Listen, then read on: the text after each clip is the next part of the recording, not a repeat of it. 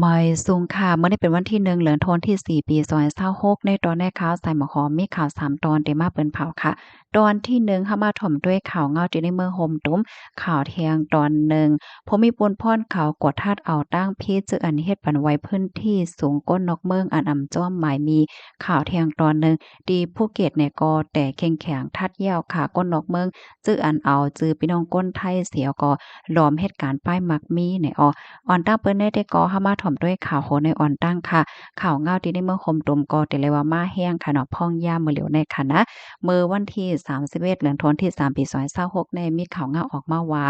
พี่4ปีค่ะจุ่ม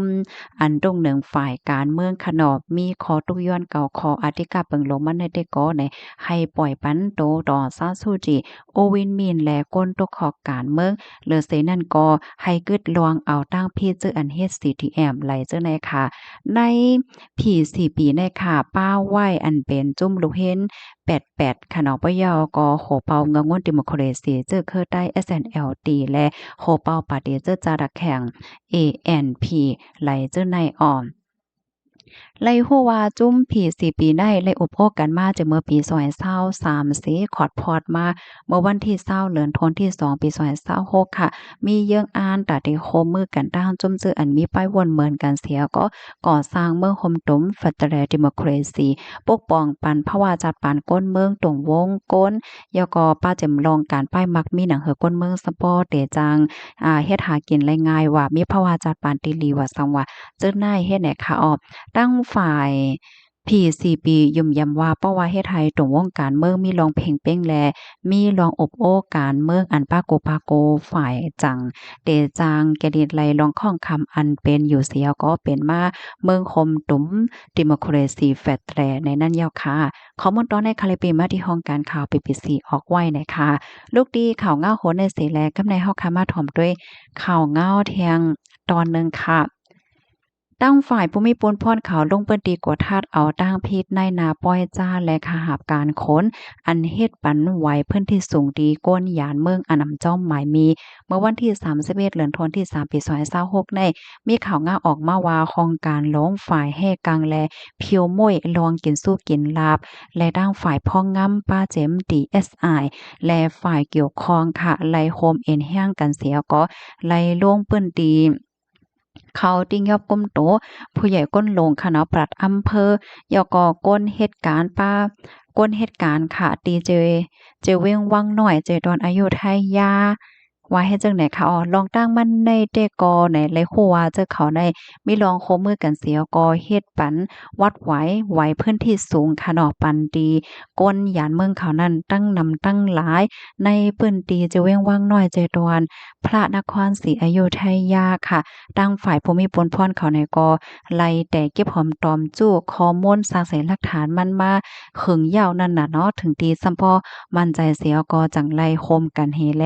ลงปืนตีกว่าทัดเนี่ยค่ะไล่ฮู้ว่าลงเฮ็ดตั้งสร้างในขณะมันได้มีนายนาป้อยจ้าเนาะก็ได้ติดต่อกับสืบหากลยานเมือง ก้นหยานเมืองเฮเหมือนเจังว่าโจ้ก้น525เฮ็ดแนวเนาะกำปั้นนำแต่ก็ได้เป็นก้นที่อันอายุอำป่น15ปีจังไหนอันเป็นจุ่มนายนาเนี่ยค่ะก็ได้โฮมมือกันดังเจ้าหน้าที่ตีลุ่มเจเวงค่ะ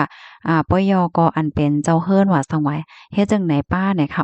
เจ้าเฮิรนนั่นเปิ้นก็ยอมให้เหมือนหนังว่าเอาจื้อแห่งการเนี่ยเข้าในทะเบียนบ้านว่าสังว่าเฮ็ดจังไหนเนี่ยนั่นน่ะเนาะหรือสินั่นก็ยังครบทบหันว่าเคิ้นหมางหลังเนี่ยเป็นเคิ้นห้ามเหย้าเฮ็ดจังได๋ก็มันมีคนอยู่นั่นขนาดเนาะเพราะว่าเจอเขาไล่วัดไล่ไหวเหย้าก็ขึ้นค่ายออกทะเบียนเหี่ยก็กว่าแทงต่างตีอำนั้นก็กว่าหาการเฮ็ดต่างเปิ้นตีว่าสังว่าเจ้าในเนี่ยอันในภูมิพลพรเขาก็หันไล่ว่ามันเป็นลองเฮ็ดตั้งสร้างมันอันแปลกเปิงอันใจสภาว่าเฮ็ดจังได๋นั่นน่ะเนาะอันเป็นเจ้าเฮิรนนั่นเฮียงและซ้ำยอมให้เปิ้นมาจ่ายทะเบียนบ้านเขาต่างยืนเฮ็ดวัดไว้ล่ะเพราะว่าแน่จึงเขาก็ไล่รับการตอบแต้นได้1เฮงถึง3เฮงว่าจังได๋ต่อ1ก็ว่าเฮ็ดไหนค่ะข้าวยามสืบมาในตั้งฝ่ายภูมิพลพรเขาในก็หาข้อมูลมันแหวก็ถึงตีซัมปอมั่นใจเสถึงที่ลงปืนตีเห็นแลติงยับ ก้มโตได้ปอกกำไนค่ะเนาะทั้งหมดก็มีอยู่6เกาะว่าจังไหนค่ะสืบได้กว่าในภูมิปนพรเขาในกอติตื้อควักไต่เงินเตถามลองตั้งลายโหย่อยย่ำมันเหเปิดตาจังคับถึงกว่าเจ้าหนังหมายมีวันเมืองมีเนี่ยค่ะข้อมูลตอนในคาลิปีมาที่ห้องการข่าว PPTV ต่างไว้เนี่ยค่ะ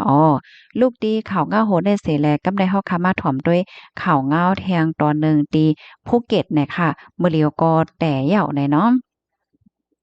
เมื่อวันที่31เดือนธันวาคมที่3ปี2026ได้มีข่าวออกมาว่าดีเจดอนภูเก็ตค่ะเลยร่วมมือกันหลายปานหลายฝ่ายเสียก็เลยลงปื้นตีกดทัดเจ็ดปื้นตีค่ะในปื้นตีอันว่ามาตั้งเจ็ดตีนั่นค่ะนะก็ได้เป็นรองล้อมเฮ็ดการป้ายมักมีปันคัดโลดว่าขายเคิ้นขายตีลิ้นป้าเจมปื้นตีฮับเล่งลูกหวานไหลเจ้อในเนี่ยพอมีปวนพรเขาไหลลงปื้นตีกดทัดลองตั้งลายโหย่อยแย่มันเห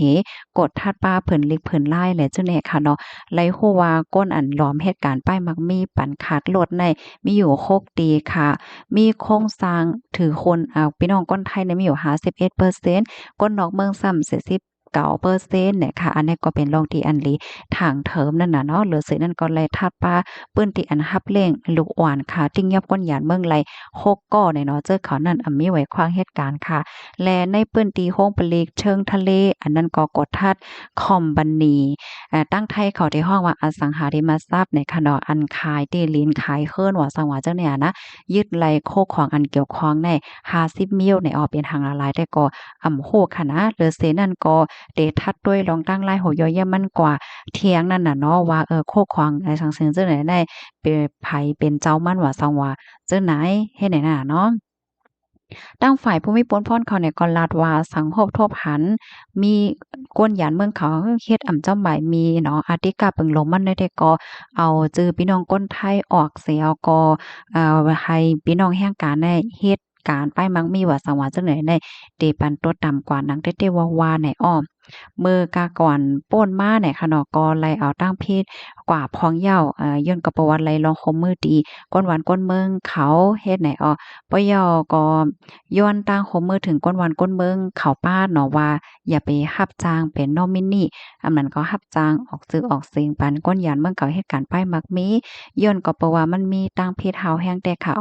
สังคบทบหันว่าผู้ไหลไผเฮ็ดผู้ไหลไผอันลีทางเทิมเนี่ยก็เติ่งลาดีภูมิปนพรเขาละอยู่ตาสิโกข้าวยามหน่อยค่ะข้อมูลตอนในคาลิปีมาที่ห้องการข่าววอกพ้อยต่างไว้หน่อยค่ะเพราะว่าเฮามาถ่อมด้วยข่าวในพี่น้องค่ะจ่องย้ำยินก่อมฮวกมันติมีหมังก้อที่เอ็นเขาใกล้ๆออกมาลัดขายที่ลิ้นขายที่เฮิรนว่าเฮาหงายเฮ็ดเนี่ยนะอันเจ้าเนี่ยจ่องป้าก่อมฮวนะเมื่อพ้องตีมีเงินเหี่ยวก็ติซื้อเนี่ยได้มันก็แลบง่ายน่ะเนาะมีวันไหนก็ซื้อแลมีวันไหนก็ซื้อแลซื้อแลซื้อแลบ่ซื้อยาวในเพราะว่าเพิ่นมากดทัดกำเลื่อนในซ้ำติฮือจ่องเขาซ้ำติมาเอาปนพรไหนค่ะเนาะกำนั้นแลพี่น้องเฮาคาดีอันเดซื้อลิ้นซื้อเฮิรนไหนเจ้าเนี่ยก็วนนำทัดทองด้วยลีๆก็ลีอยู่ในค่ะเนาะค่ะฮับถอมยาวหันถึงจังหือก็ปันตั้งหันถึงมาแลค่ะเนาะหมายทรงค่ะ